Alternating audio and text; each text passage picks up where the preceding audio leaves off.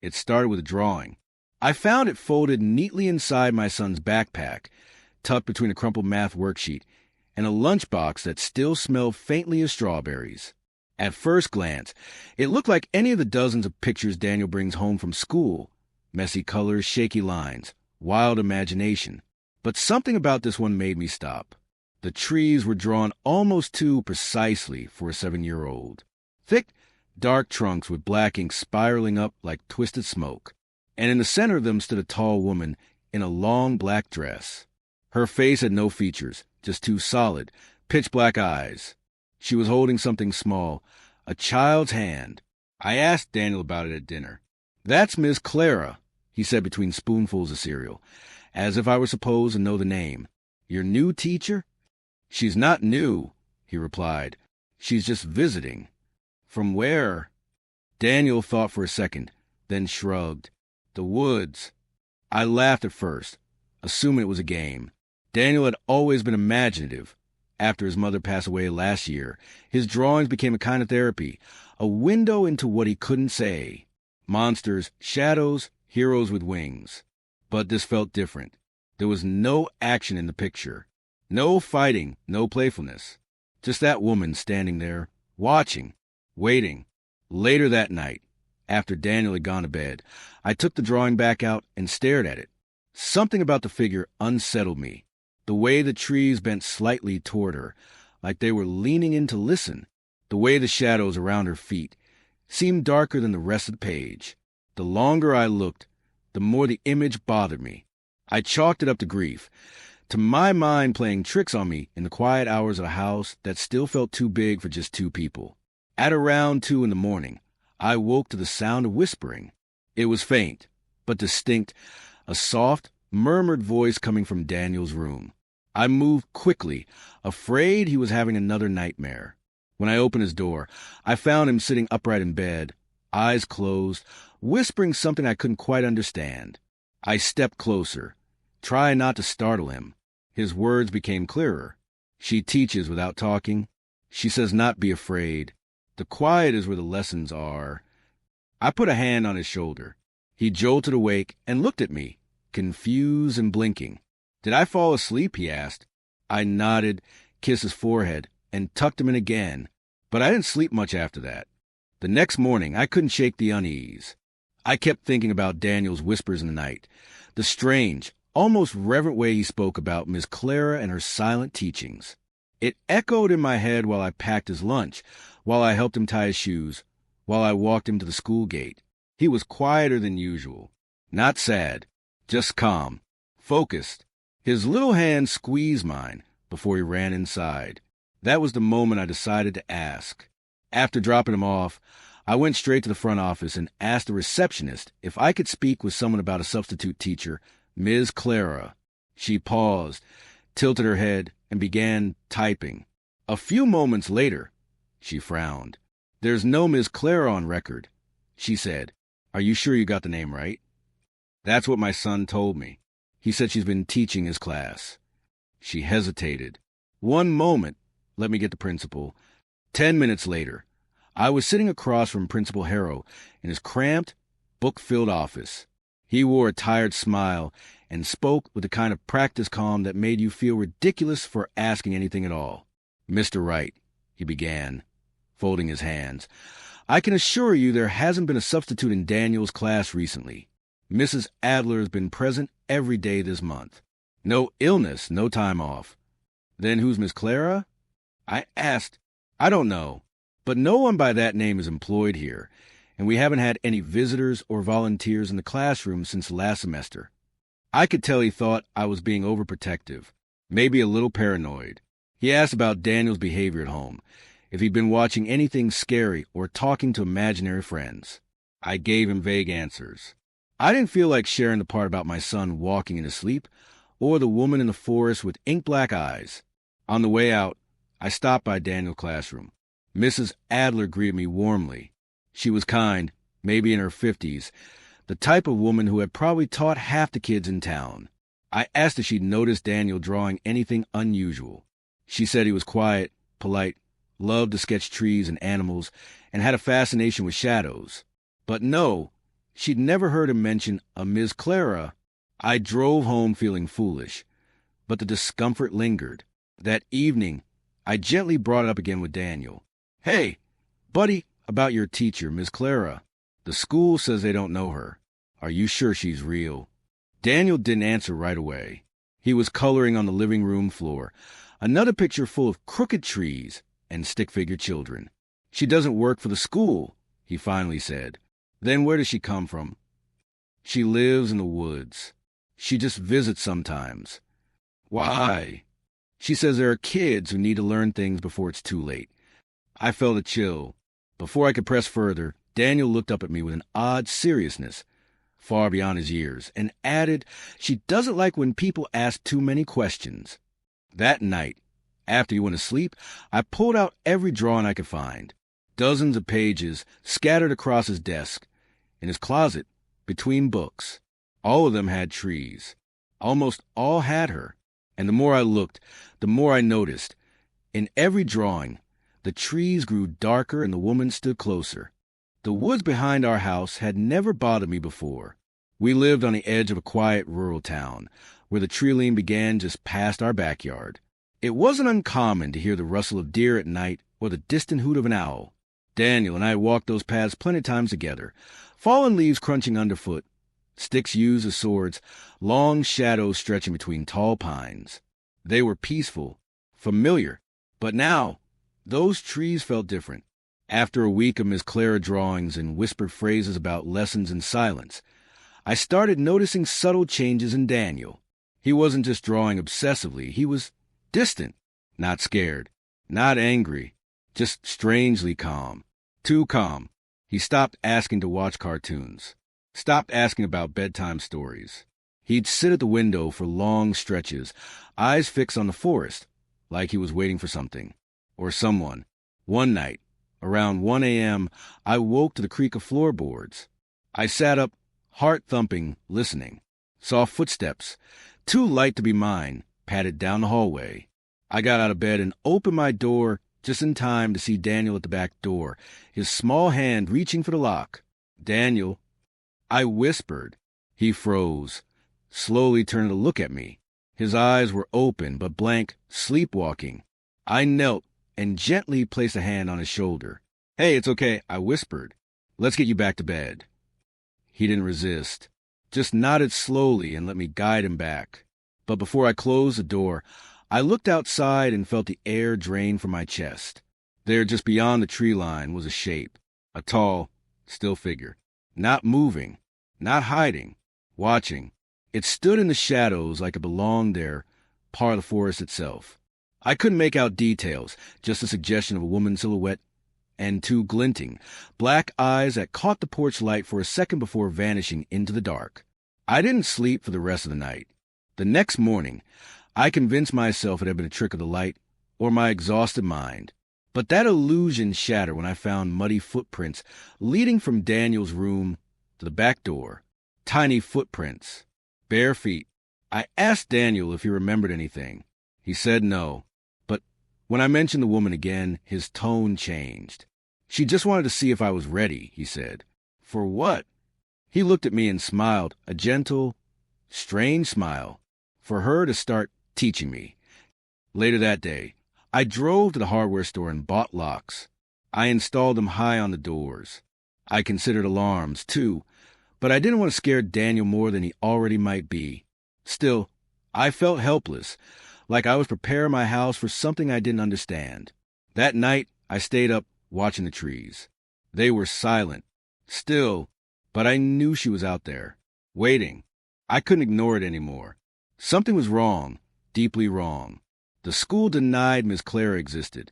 Daniel was obsessed. I was watching him slip away, drawn toward the forest and the shadowy woman in the black dress. I needed answers, real answers, so I started digging. The town library held the first clue. Dusty shelves of old newspapers and brittle files, faded by time and neglect. I spent hours sifting through decades of reports, scanning every missing child notice, every mysterious disappearance, every unexplained tragedy. And then I found it. The pattern was eerie.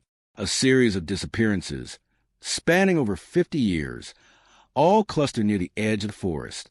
The victims were children, almost all between 6 and 8 years old, just like Daniel. Each case mentioned a woman in black, seen near the woods before the children vanished. The town had whispered about her for generations, calling her the substitute, an entity that appeared to take those who no longer belonged. One newspaper clipping caught my eye. A grainy black and white photo showed a group of children holding hands in a clearing, with a tall, faceless figure looming behind them. The caption read, "Mysterious woman haunts forest near town. Local children draw her image."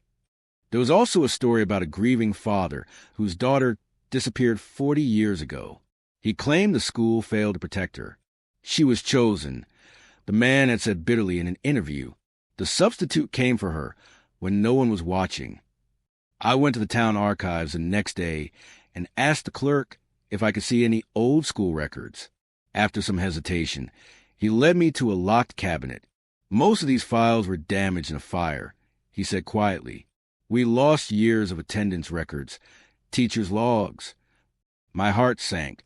The fire had conveniently erased any proof that could confirm or deny the substitute's existence. The past was buried, almost deliberately. Back at home, I spread out what I collected on the kitchen table. Daniel's drawings, the clippings, the faded photographs. Everything pointed to the same terrifying conclusion. Miss Clara wasn't just a figment of a child's imagination. She was something far darker, something that had been haunting this town for generations. I looked at Daniel, playing quietly in the next room, and felt a surge of panic. What if she had come for him too? What if the substitute was already teaching him lessons I couldn't understand? That night, I tried talking to Daniel about what I'd found. He listened without surprise or fear, as if he'd always known. Then he told me softly, "She says I'm almost ready." Daniel's drawings changed again after that night. The forest grew darker in every picture. The trees loomed taller, twisted and gnarled, their branches stretching like fingers. And the woman, Miss Clara, was no longer faceless. He drew her eyes as two black voids, hollow and endless, swallowing the light around them. The other children in the drawings had blurred faces. As if fading away, the silence in the images felt thick, almost suffocating. I set up a small camera in Daniel's room, hoping to catch what was happening when he sleepwalked. The nights were filled with strange sounds, soft whispers, footsteps, the creak of windows opening. One evening, after Daniel fell asleep, I turned on the camera and watched the footage live from my phone. I saw him stir, eyes closed but moving with purpose. He got out of bed, tiptoed across the room, opened the window, and slipped outside into the cold night air barefoot. My heart pounded as I grabbed my coat and ran outside. The moon cast long shadows through the trees. I called out his name, voice cracking, desperate. After a tense search, I found him standing just beyond the tree line, looking calm and unafraid. Mud covered his feet and legs. "Daniel, what are you doing out here?" I whispered.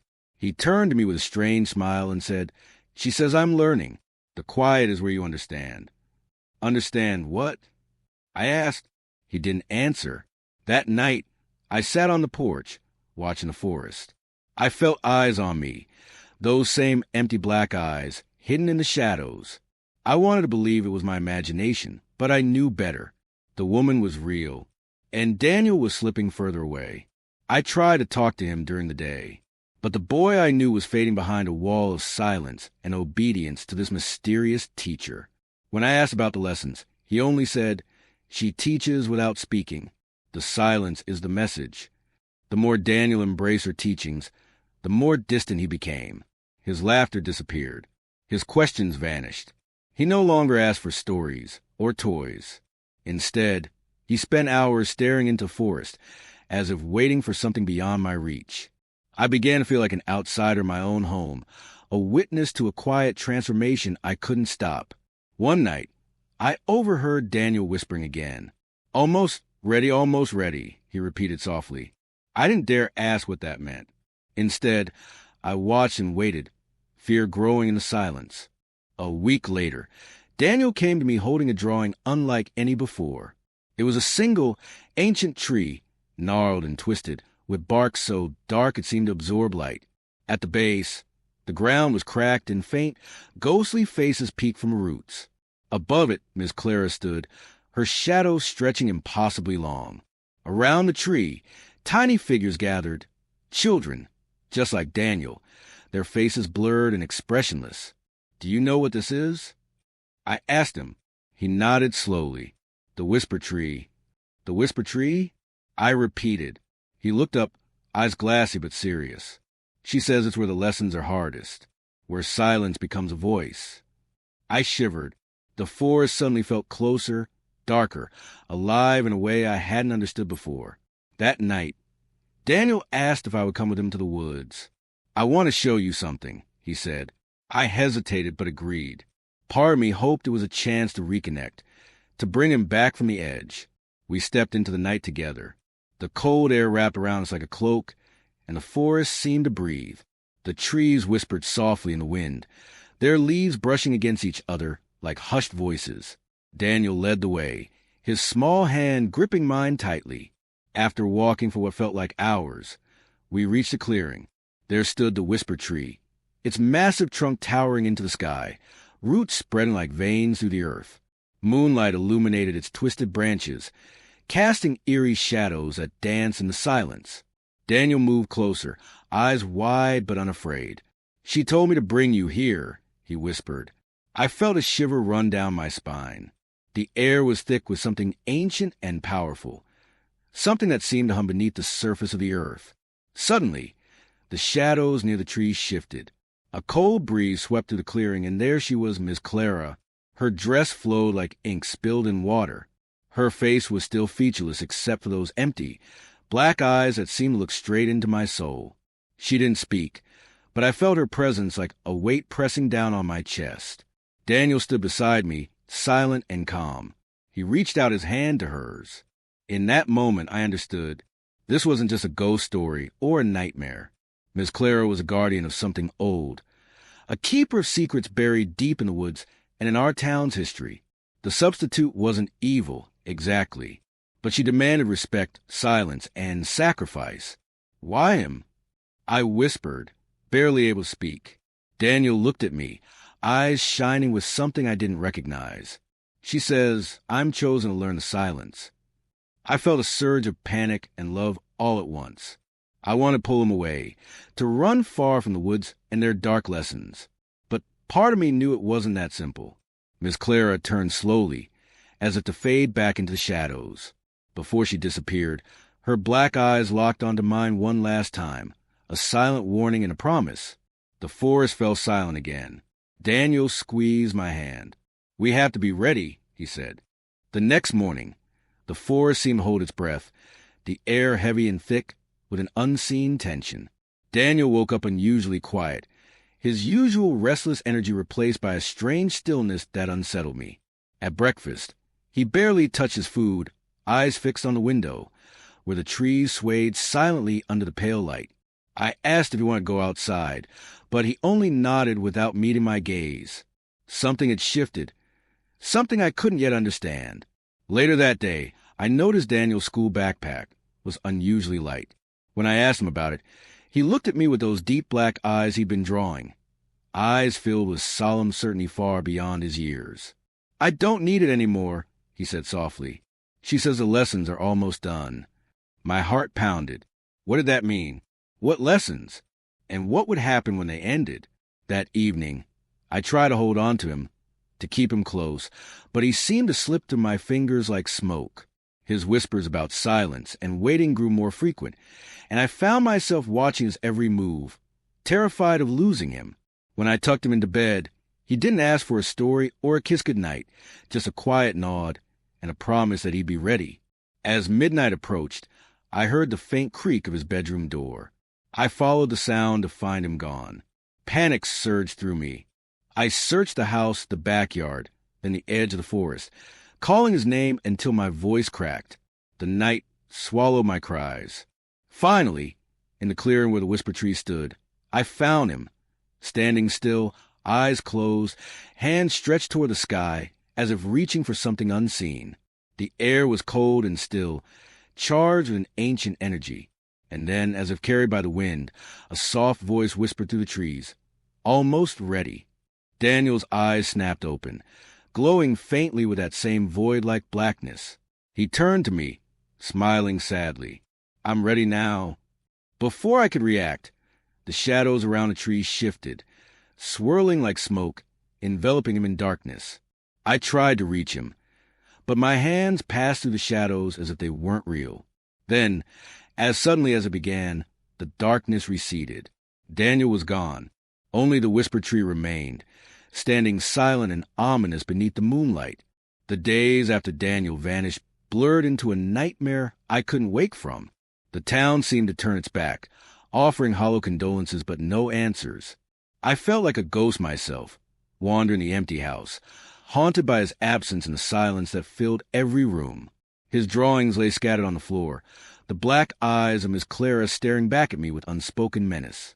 I spent hours at the forest's edge, desperate for any sign, footprints, a whisper, a shadow, that might lead me back to him. But the woods remained indifferent, silent as the grave. I talked to anyone who would listen, but the stories were old, buried deep, and quickly dismissed. The substitute was a myth, they said, just a scary tale to keep children in line. Yet I knew better. Late one night, I found myself back at the clearing, staring up at the whisper tree. The air was thick with memories and loss. I traced my fingers over the bark, feeling its cold, ancient surface. Then, in the quiet, a soft rustle, like a whisper carried on the wind, caressed my ear. I froze, heart pounding.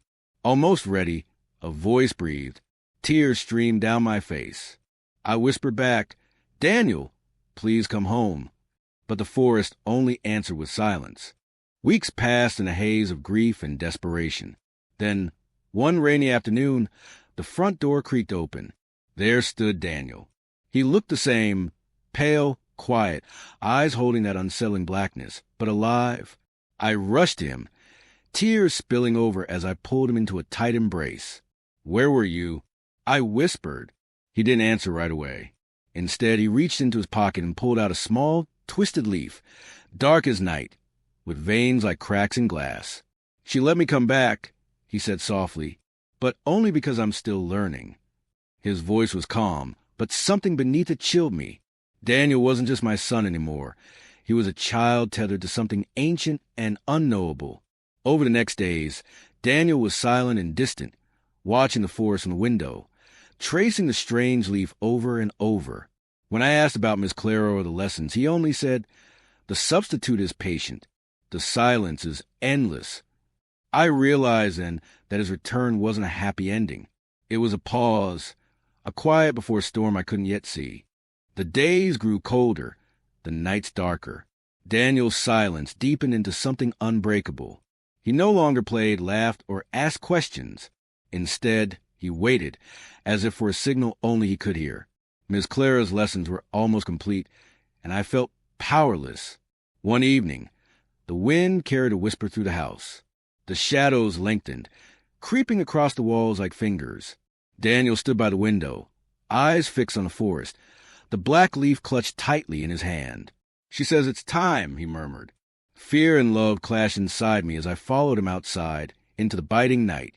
The whispered tree awaited, its twisted branches reaching skyward like skeletal hands.